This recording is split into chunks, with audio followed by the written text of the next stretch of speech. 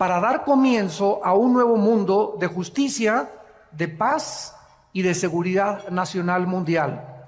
Ninguna fuerza en el universo va a poder detener este acontecimiento maravilloso. Es interesante que nosotros sepamos que Dios tiene un tiempo para todo.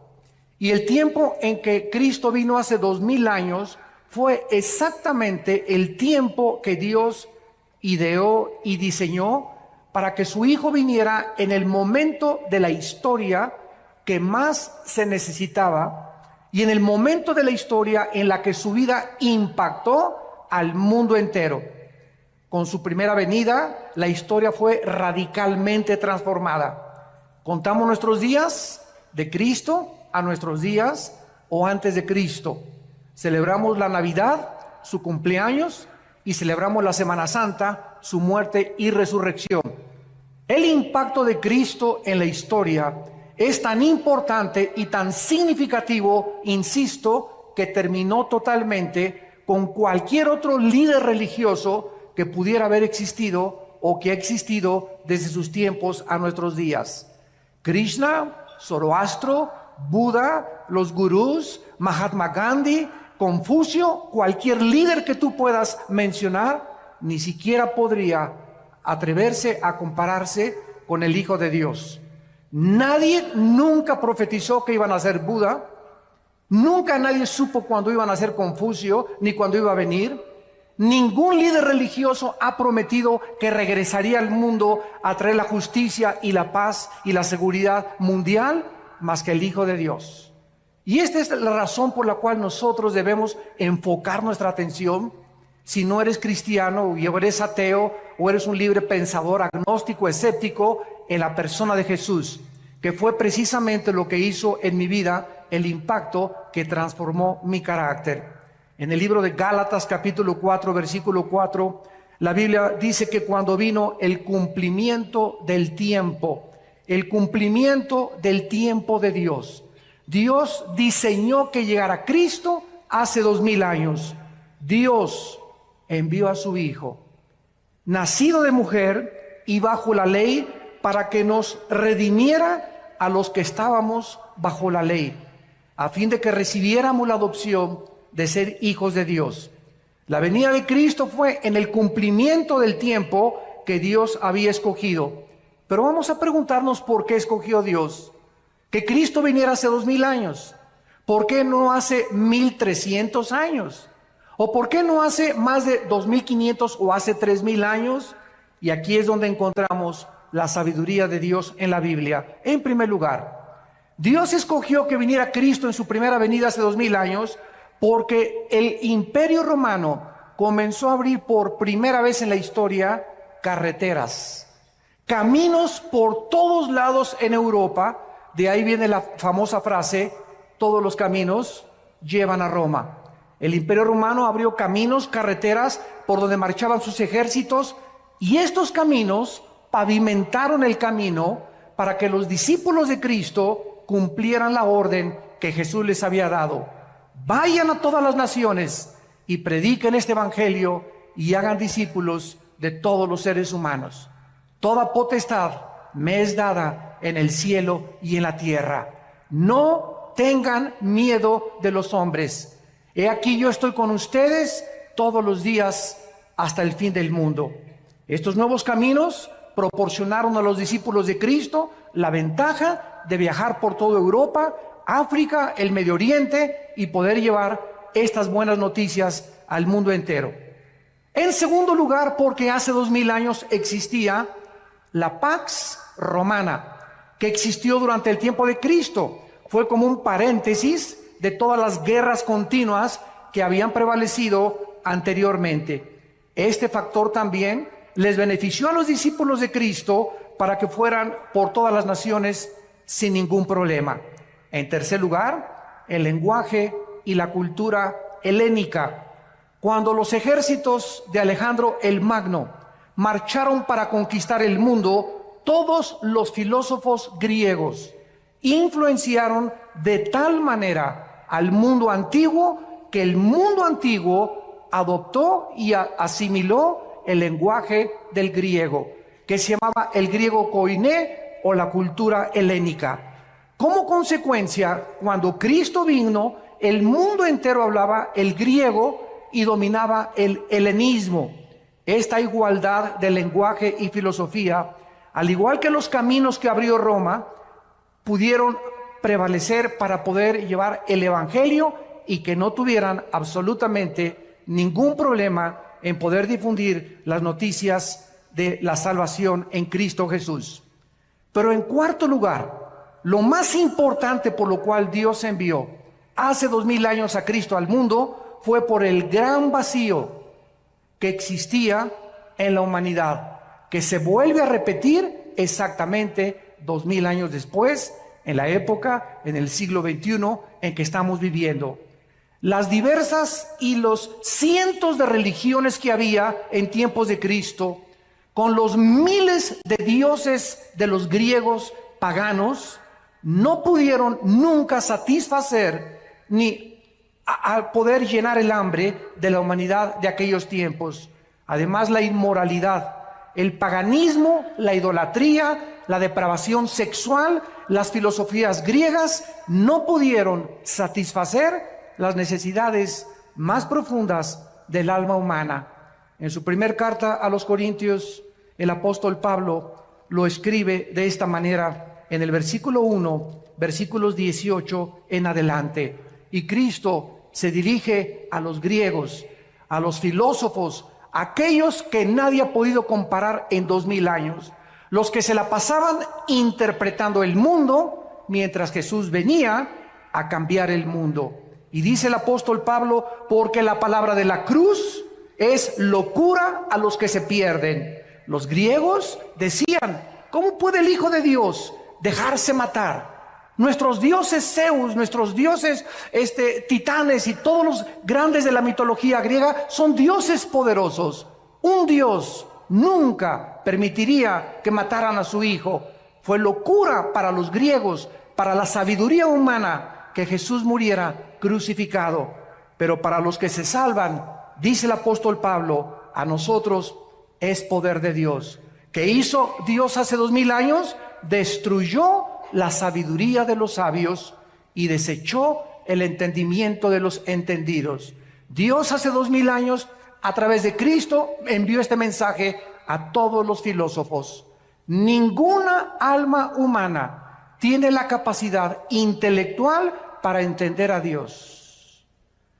Nadie podrá, a través de sus proposiciones filosóficas, a través de sus conjeturas, a través de sus hipótesis, a través de sus especulaciones racionales, poder comprender a Dios. ¿Por qué? Porque los pensamientos de Dios son mucho más grandes que los pensamientos humanos. Y los caminos de Dios, la forma como Dios actúa, es mucho, mucho, mucho más grande y diferente a como nosotros creemos que Él debería de caminar. Entonces, para que podamos alcanzar los pensamientos de Dios a través de nuestro intelecto, jamás lo hubiéramos podido lograr. ¿Qué hizo Dios? Envió del cielo a su Hijo a este mundo. Y Cristo nos trajo a este mundo los pensamientos de su Padre. Nos dijo cómo era Dios. Nos dijo cómo hablaba Dios. Si tú quieres conocer a Dios, ve a Jesucristo. Si quieres saber cómo piensa Dios, estudia la vida de Cristo, porque Él es la imagen del Dios invisible, el primogénito de los muertos, el creador del universo. Dios pues nos habló a través de Cristo, y el apóstol Pablo entonces reta a los filósofos y les dice, ¿dónde están los sabios? ¿Dónde están los que todo lo alegan en la televisión y en el radio y en las películas? ¿No ha enloquecido Dios la sabiduría del mundo? La Biblia está diciéndote, tráeme a tu gallo Giro. ¿Quién es para ti el más sabio, la persona más inteligente, el filósofo más grande, tu héroe? Tráemelo, dice Dios, y ponlo aquí, y ponemos a Jesús a un lado. ¿En quién vas a pensar? ¿En Platón? ¿Sócrates? ¿Alejandro el Magno? ¿Oscar Wilde? ¿Zoroastro? ¿Buda? ¿Mahatma Gandhi? Piensa. Dios nos está retando. Tráeme a tu gallito Giro. Piensen ustedes en el personaje que más ha impactado tu vida. y comparémoslo con Jesucristo. Tráeme el libro que tú quieras de literatura, de genética, de historia, de geografía, de antropología, de aritmética, de física, de genética. Pónmelos aquí y ponemos la Biblia a un lado. No hay ninguna obra ni volumen en la literatura que se pueda comparar con la Biblia. Este es el mensaje que me ha gustado llevar a las universidades. Y retando a los universitarios les he dicho lo mismo. Tráiganme ustedes y vamos a discutir y vamos a argumentar contra Marx, contra Freud, contra Carlos Darwin, contra Friedrich Nietzsche, contra Carlos Sagan, contra el que tú quieras. Cristo destruye la sabiduría y la filosofía humana. ¿Por qué? Porque son hombres. Hombres como tú y como yo, frágiles, con pies de barro, que no tenemos la capacidad más que limitada para poder llegar a un cierto punto de comprensión. Y el mundo se ha pasado tratando de entender el mal, la existencia de la maldad, que es el problema número uno de la filosofía y de los teólogos en la humanidad. La humanidad vivía en las peores condiciones en aquel tiempo, y entonces la Biblia dice, ya que en la sabiduría de Dios. El mundo no conoció a Dios mediante la sabiduría, ni de Platón, ni de los griegos, ni de Sócrates, ni de Carlos Marx, ni de ningún hombre puede darnos el conocimiento de Dios. Agradó a Dios salvar a los creyentes por la locura de la predicación. Dios escoge un mensaje que es locura al intelecto humano. Y el mensaje es este: cree en Jesucristo, lo que Él hizo en la cruz del Calvario, invítalo a tu vida como tu Salvador, y Dios te perdona tus pecados, pasados, presentes y futuros. Recibes la eternidad en ese momento, y en ese momento el intelecto humano comienza a luchar. No puede ser tan fácil. Yo tengo que irme de rodillas a la villa, tengo que hacer algunas obras, tengo que hacer esto y el otro, tengo que hacer 5 asilos, tengo que construir 10 orfanatorios, tengo que hacer algo para poder entrar al cielo. Dios dice, mis pensamientos no son tus pensamientos, sométete a mis términos, la salvación es por gracia, no es por obras. Y este mensaje contradice todas las religiones, porque todas las religiones sin excepción enseñan que debemos hacer algo. Claro que después de recibir a Cristo tenemos que manifestar de que somos cristianos con las buenas obras, pero nuestras buenas obras no son el medio para salvarnos, son solamente un punto intermedio entre la salvación y lo que Dios dijo en su palabra. O sea, no es las obras lo que nos salva, sino el fruto de nuestra salvación. No nos portamos bien para irnos al cielo, nos portamos bien porque tenemos a Cristo y lo tenemos que demostrar por la forma en que vivimos.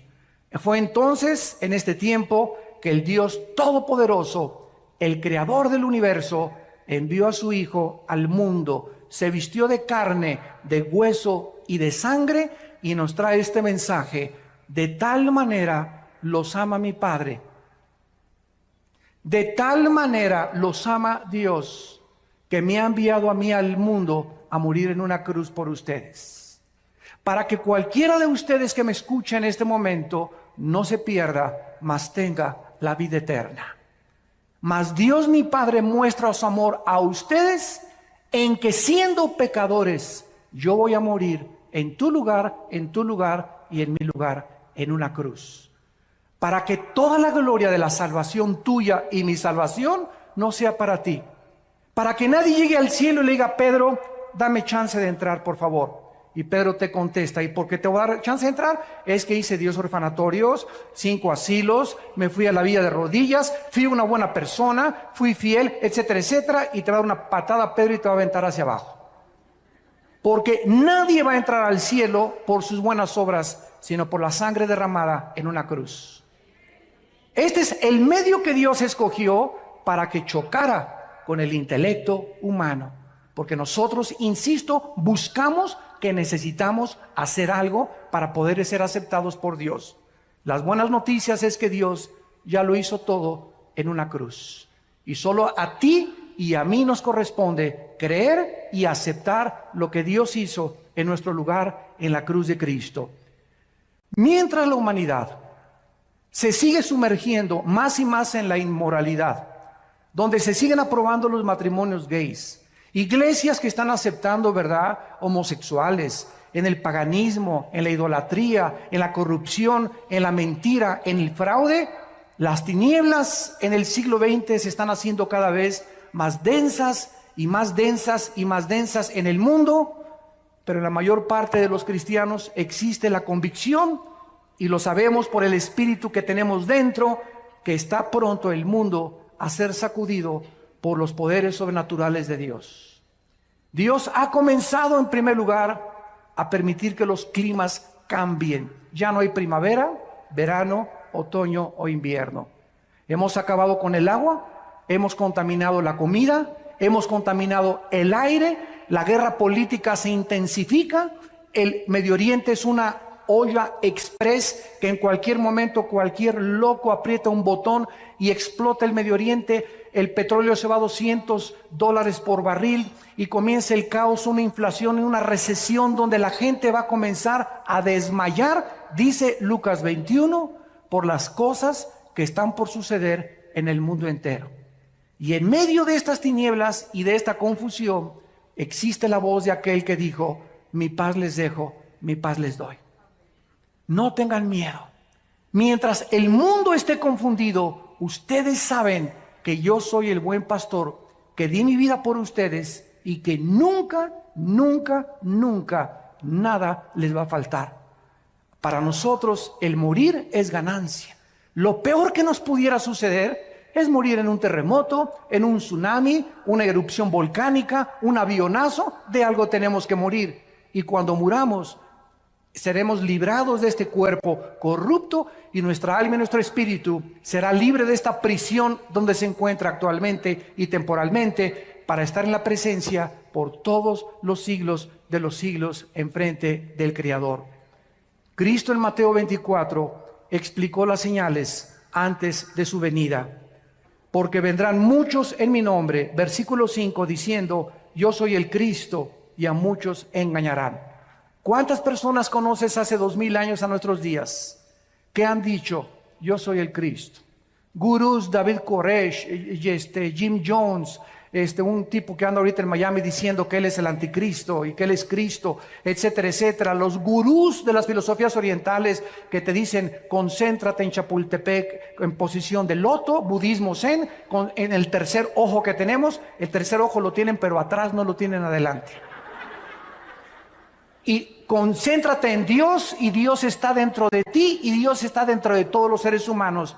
¿De dónde salió esta filosofía? Esta filosofía salió de los hombres, no de la Biblia. Y mientras todo esto sucede y siguen levantándose hombres y mesías, y el mundo como un niño inmaduro sigue creyendo que un presidente o un gobernante va a sacar al país del problema, o un partido político, siguen los seres humanos poniendo su esperanza en los seres humanos y no en Dios. Y la Biblia dice: maldito el que confía en el hombre y pone por carne su brazo. Bendito aquel que confía en Dios, porque será como árbol plantado junto a corrientes de agua, que da su fruto a su tiempo y su hoja no cae, y todo lo que haga prosperará. Nuestra confianza está en Dios. Nuestra confianza y esperanza no está en ningún político, en ningún partido, en ningún sistema político, ni socialista, ni comunista, ni democrático. Ningún sistema es perfecto, ningún estadista es perfecto, solo Jesucristo fue perfecto. Así que si tú tienes tu confianza en Dios y en Jesucristo, podrás mantenerte en un fundamento inconmovible, que es la roca, que es Jesús. Mateo 24 dice Jesucristo: van a oír de guerras y rumores de guerras. Miren que no se turben, porque es necesario que esto acontezca, pero aún no es el fin. 1914, Primera Guerra Mundial de la historia. 1939, Segunda Guerra Mundial de la historia. De 1945 a nuestros días, 445 revoluciones, más de 370 golpes de Estado, más de 15 cuantos genocidios. El siglo XX es el siglo donde más sangre se ha derramado, donde más guerras, donde más genocidios, José Stalin, Adolfo Hitler, Idi Amin, Lao Tse-tung, Mao Tse, y todos ellos, ¿verdad? Millones de personas mataron, pero al mismo tiempo e irónicamente, el siglo XX se caracterizó por ser el siglo donde más alta tecnología alcanzó el ser humano y donde más descubrimientos científicos se han logrado en toda la historia de la humanidad. Qué ironía que mientras el ser humano evoluciona en ciencia y en tecnología, se hunde en contrario en su moral. Cada vez se deprava más, cada vez hay más pastillas tranquilizantes, cada vez hay más confusión, porque el ser humano no fue nacido para él solucionar los problemas mundiales. Para eso tenemos a un Dios que dio su vida por nosotros en una cruz. Dice Cristo, iban a haber pestes. Te sonó la campana, ¿verdad? Que la influencia, que el ébola, que esto y el otro, que el SIDA, que el retrovirus del SIDA. Va a haber hambres, terremotos y todo será principio de dolores. Damas y caballeros, el mundo está entrando, lo que Jesús dijo hace 2000 años, al principio de los dolores. ¿Estás listo? Esto no es una coincidencia que hayas venido esta mañana a este desayuno. Dios te ama y Él quiere que tú te detengas y que pienses y reflexiones que la vida es mucho más que el sexo, que es mucho más que el alcohol y que las drogas, es mucho más que el dinero y es mucho más que la popularidad y la fama que puedas tener. Todas esas cosas te van a dejar vacío y te van a dejar insaciable, porque de esa agua volverás a tener sed, pero el agua que yo te doy, dice Jesucristo, será una fuente que salte dentro de ti para vida eterna, porque fuimos creados para Dios, y mientras nuestra alma no regrese a Dios, nada en esta vida nos podrá satisfacer, dijo Cristo. Y entonces muchos tropezarán entonces y se van a entregar unos a otros, y unos a otros se aborrecerán. Dios dice que antes de que Él venga, el carácter del ser humano se va a deteriorar. Y ahora hemos visto ya crímenes de niños de 8, de 9, de 10, 12 años de edad. Maestras de escuela acostándose con niños de 12, 13 años de edad, las maestras de 30 años. Madres que ahogan a sus hijos en los ríos y que los sacrifican porque el novio no le gustaron los hijos que tienes. Estamos viendo cosas que jamás en la historia habíamos visto. Ahora los adolescentes no son de 18 a 21 años, son de 12, 13 años de edad, ya manoseándose entre ellos, besándose entre ellos, usando drogas, usando alcohol. ¿Por qué? Porque el carácter del ser humano se está deteriorando y los padres no se han dado cuenta y lo están acabando de aceptar como algo normal. Y no es normal. Nosotros somos un pueblo santo, llamado por Dios. Somos linaje escogido para ir en contra de las diversiones, en contra de las costumbres, en contra de la cultura y la moral del mundo. Dios nos ha llamado a ser diferentes. Y en esta diferencia estriba precisamente si tú eres santo o perteneces solamente a una iglesia porque te bautizaron o porque tus padres te heredaron la religión. Esa es nuestra vida consagrada a Dios, donde podemos nosotros impactar al mundo con nuestra vida. Cada vez los padres se van contra los hijos ahora, los hijos contra los padres, divorcios por todos lados, la gente contra el partido político, entre los partidos políticos unos a otros matándose. Ya no les interesa México, no les interesa Argentina, les interesa su partido, no les interesa el bienestar de la nación, les interesa su imperio, les interesa lo que ellos anhelan, no les interesa tu bien ni mi bien, les interesa sus propios intereses personales. Este es el egoísmo del ser humano, donde ya se perdió la brújula por todos lados. Ya nadie sabe qué cosa es lo que están persiguiendo. Y dice Cristo, muchos profetas se van a levantar y engañar a muchos. Y por haberse multiplicado la maldad, el amor de muchos se enfriará. Pero el que persevere hasta el fin, este será salvado y será predicado este evangelio del reino a todas las naciones, y entonces vendrá el fin. No fue hasta 1975 que se puso en órbita el primer Sputnik en Rusia, hasta nuestros días, que ahora los medios de comunicación están llevando este mensaje al mundo entero. Ahorita me están viendo aquí más de 1,300 personas en este salón, pero en este momento estamos siendo observados también por más de 60 millones de seres humanos que están oyendo lo que tú estás oyendo. Increíble la tecnología del siglo XXI. La mayoría de la gente sabe que la humanidad se está desintegrando. Los cambios climáticos, los terremotos, la pérdida de ozono en el espacio, la contaminación del aire, el agua, la comida, las guerras del Medio Oriente son señales de que el mundo está a punto de explotar. Hace 2700 años, el profeta Isaías en el capítulo 24, versículo 3 en adelante, escuchen lo que escribió. Lo que voy a leer fue escrito, apúntalo, hace 2700 años. Y este rollo de Isaías que voy a leer se encontró en Qumran. Y estos papiros originales no los inventó Don Brown, ni el Código Da Vinci, ni ángeles ni demonios. No es mitología, esto está en el Museo de Israel. Y ahí puedes ver tú estos papiros del rollo de Isaías exactamente como lo tenemos nosotros en nuestra Biblia.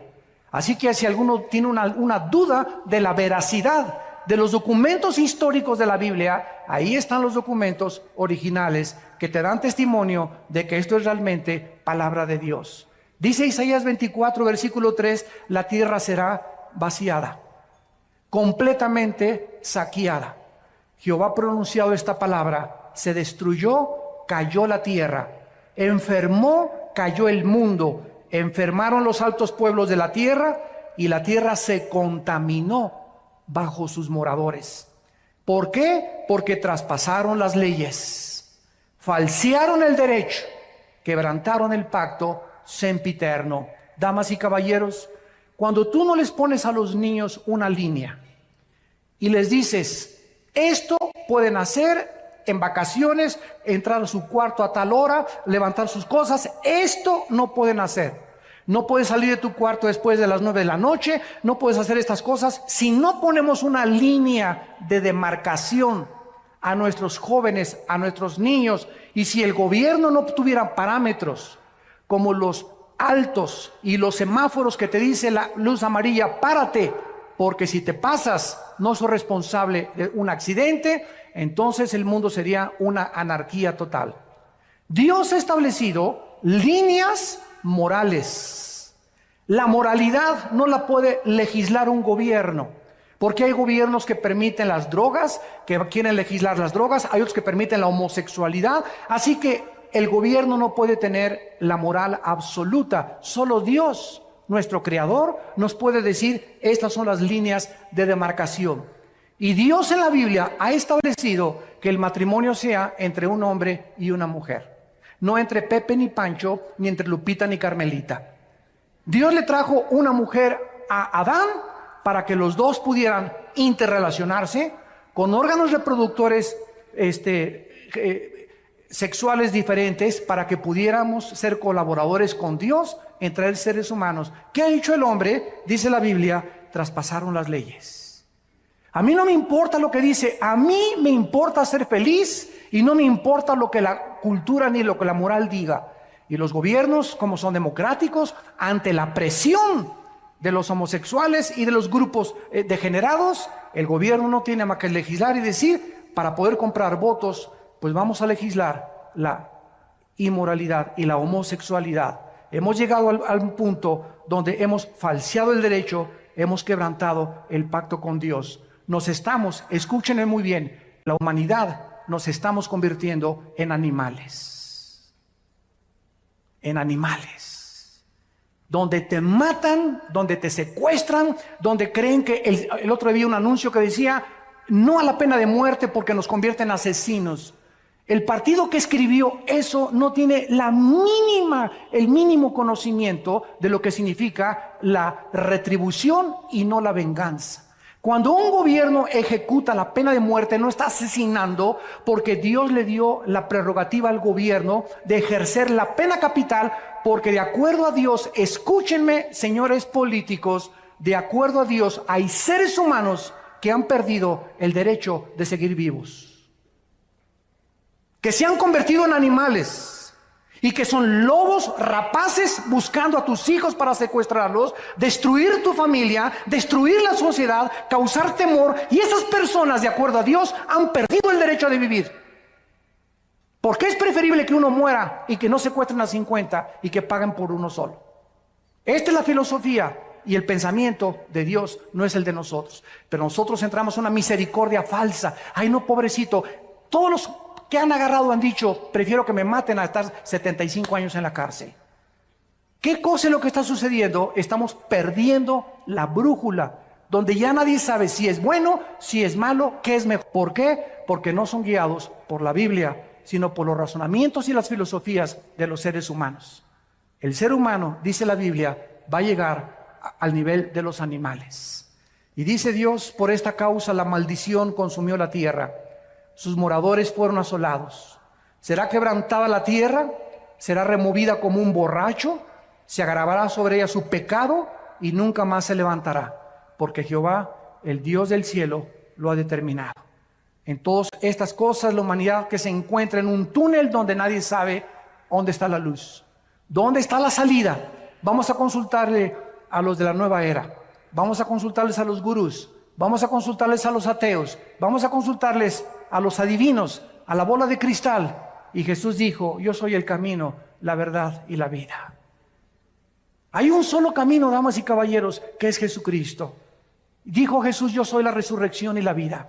Y quiero decirte que si tú en esta mañana vives, es precisamente porque yo quiero que tú vengas a morar conmigo eternamente en la casa de mi Padre. ¿Por qué Cristo va a regresar? Número uno, porque la creación lo espera impacientemente.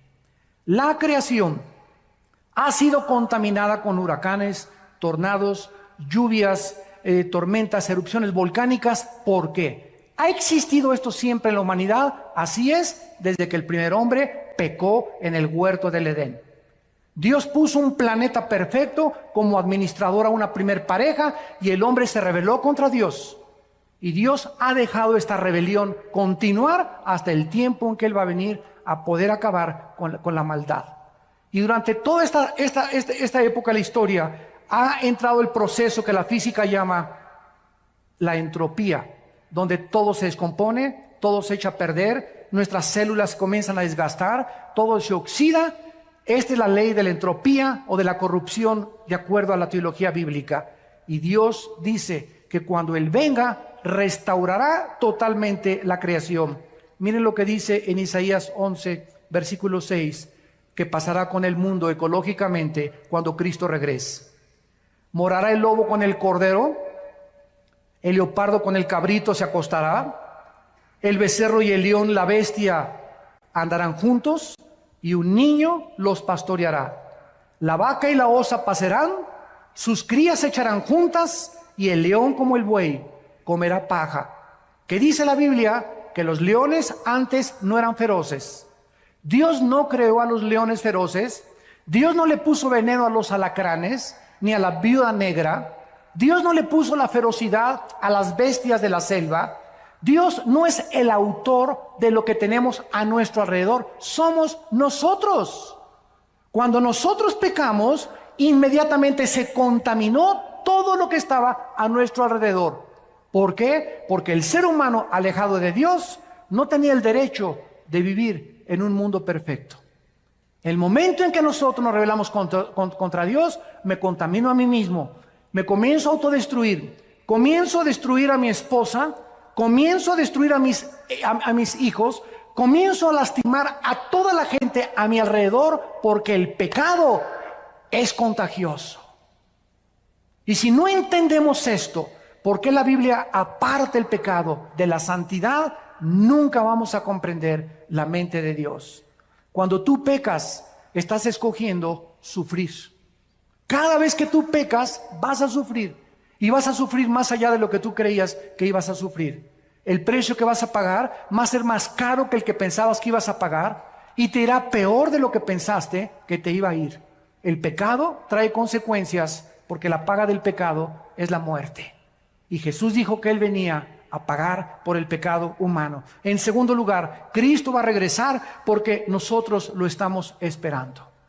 La Biblia dice por todos lados en el Nuevo Testamento que estemos orando y diciéndole al Padre, envíanos al Señor. Dice Tito capítulo 2, versículo 11 en adelante, porque la gracia de Dios se ha manifestado para salvación a todos los hombres, enseñándonos que renunciando a la impiedad y a los deseos mundanos, vivamos en este mundo sobria, justa y piadosamente, aguardando la esperanza bienaventurada y la manifestación gloriosa de nuestro gran Dios y Salvador Jesucristo.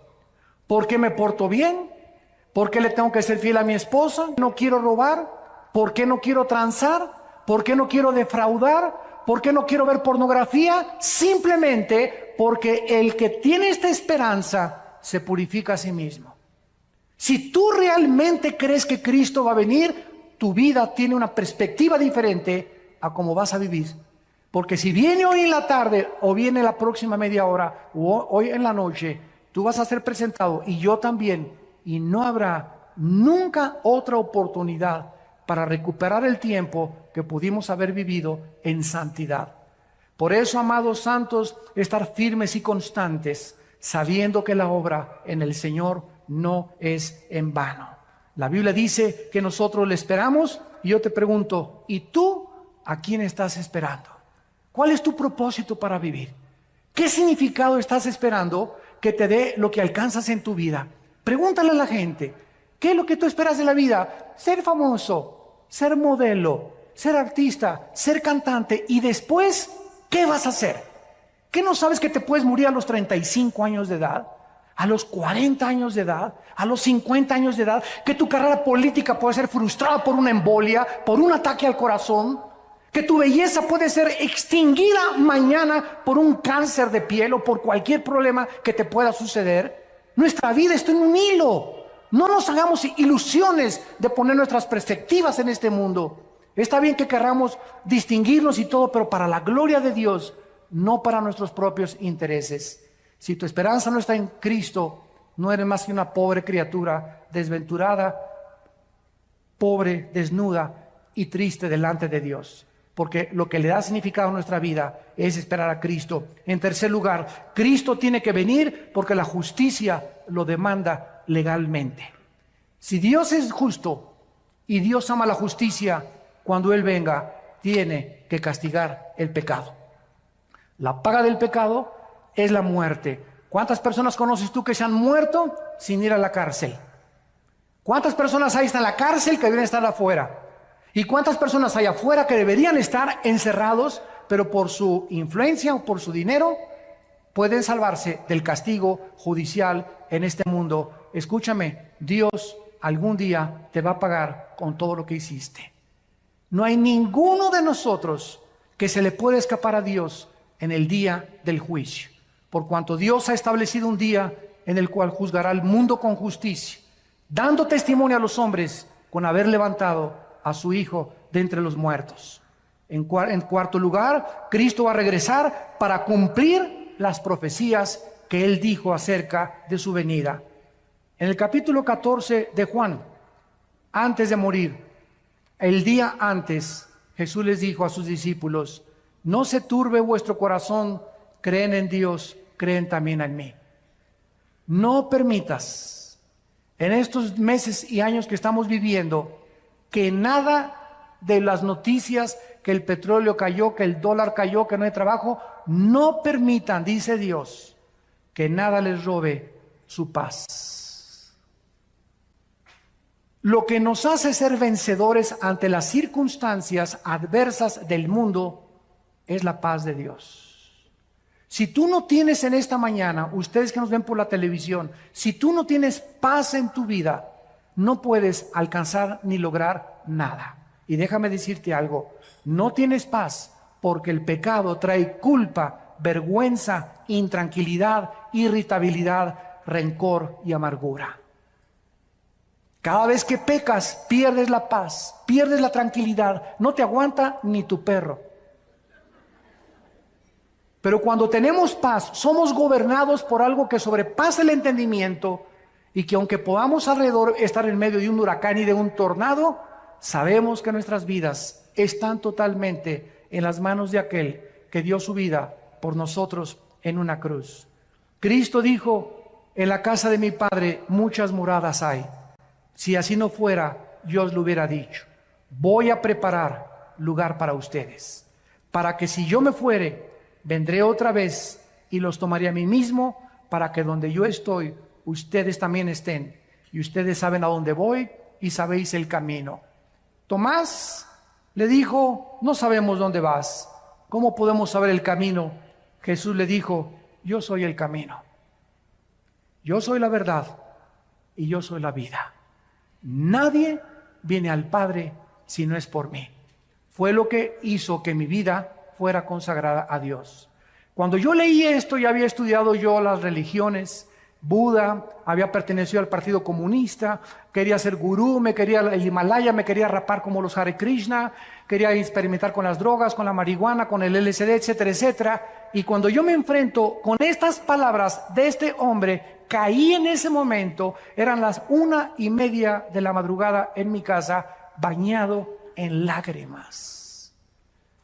Por fin descubría a alguien que me decía: no puede que, quizá, chance y, a lo mejor me encontraba con alguien que me decía: yo soy el camino. No hay ningún otro camino, Armando, me decía Jesús, más que yo. Cualquier otro camino en el que tú te encuentres es un camino que conduce a la muerte. Yo soy el camino por donde tú debes andar. Agárrate de mi mano, dice Jesús, y vas a caminar conmigo y vas a tener vida y vida en abundancia. Y además, cuando mueras, vas a seguir siendo pastoreado por toda la eternidad por mi Padre. Cristo viene para cumplir sus promesas que Él nos ha hecho. Y terminamos viendo los contrastes entre la primera y la segunda venida de Jesucristo. En la primera venida de Jesucristo, Él vino a quitarse el trono, la corona, los vestidos reales, y bajó a un mundo de pordioseros. Bajó a un basurero que es el planeta Tierra. Y estando en la condición de hombre, no invitó a su nacimiento al Shah de Irán, ni a la Pompidou, ni a los Richelieu. No inventó a la clase media alta, ni a los políticos, ni a los encumbrados. Cuando Él nació, imagínate esto: el creador del universo nace en un pesebre. ¿Qué nos dice esto? Que Dios es un Dios humilde. Y que ese carácter de Dios lo debemos llevar nosotros en nuestra alma. Inmediatamente la humildad se refleja en los que siguen a Jesucristo de todo corazón. Y lo contrario es la pomposidad, la vanidad, la altanería, la soberbia, el orgullo que gobierna a los seres humanos. El desprecio por las clases marginadas, el creerse que por ser socialmente más educado o tener mejor coche o mejor color de piel o mejor esto, inmediatamente lo notamos en aquellas personas que no conocen al Hijo de Dios. Cuando Cristo venga, vendrá con toda su gloria, con toda su potestad, con todo su reino para gobernar para siempre. Dice Mateo 24:29, e inmediatamente después de la tribulación, el sol se oscurecerá, la luna no dará su resplandor, las estrellas caerán del cielo y las potencias de los cielos serán conmovidas, y entonces aparecerá la señal del Hijo del Hombre en el cielo, y entonces lamentarán todas las tribus de la tierra y verán al Hijo del Hombre viniendo sobre las nubes del cielo con gran poder y con gran gloria. Vino como un siervo. Cuando Él venga, viene a reinar sobre nosotros. En segundo lugar, vino como un cordero en su primera venida. Cuando estaban sus enemigos, no abrió su boca. Pilato le dijo: defiéndete. ¿Qué no sabes que tengo poder para crucificarte o para soltarte? Cristo sabía que su vida no dependía de un gobernador. Y le contestó a Pilato y le dijo: ninguna autoridad tendrías si no te fuera dada del cielo. Él vino a entregarse como un cordero, pero cuando Él regrese, vendrá como el león de la tribu de Judá. a juzgar a los vivos y a los muertos. En su primera venida fue juzgado.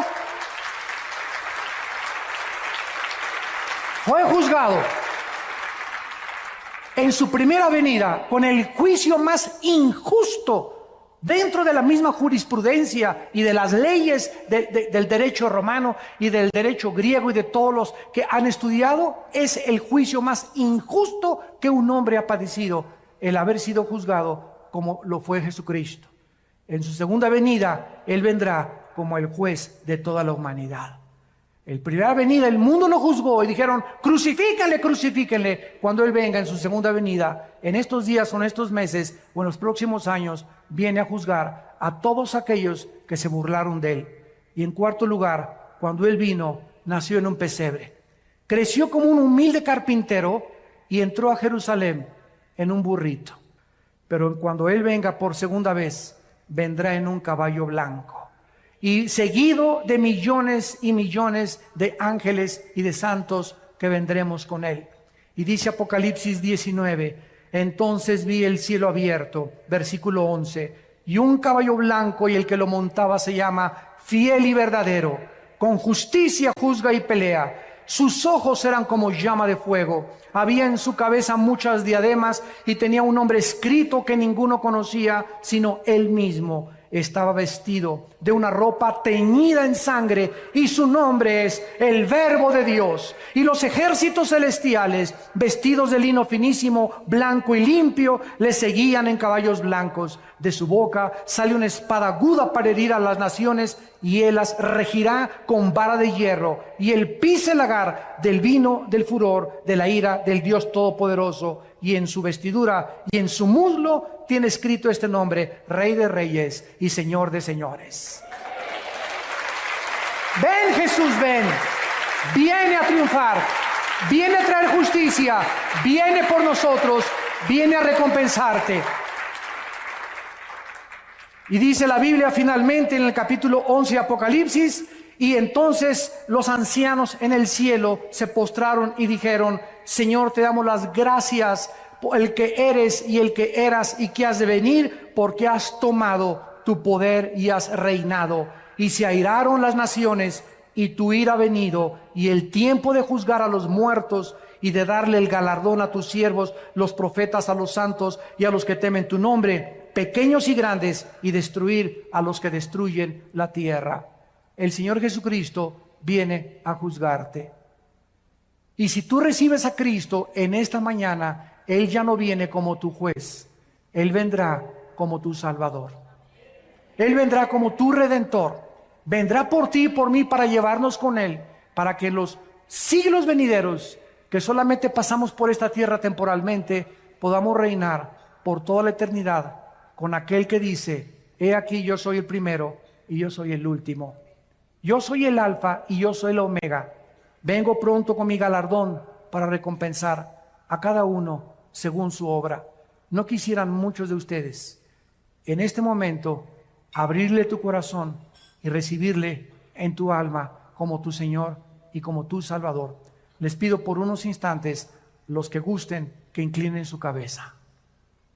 Y ahí desde tu lugar, con toda la sinceridad y la honestidad de tu vida, sabiendo que no eres Dios, que tienes un límite para vivir y que después de la muerte viene el juicio, en este momento que tienes la oportunidad, la lucidez mental y que tu corazón ha sido preparado por el Espíritu Santo, no cierres tu corazón contra Él y dile en tu alma: Señor mío y Dios mío, te pido perdón por mis pecados. Creo que en la cruz pagaste por ellos con tu sangre preciosa.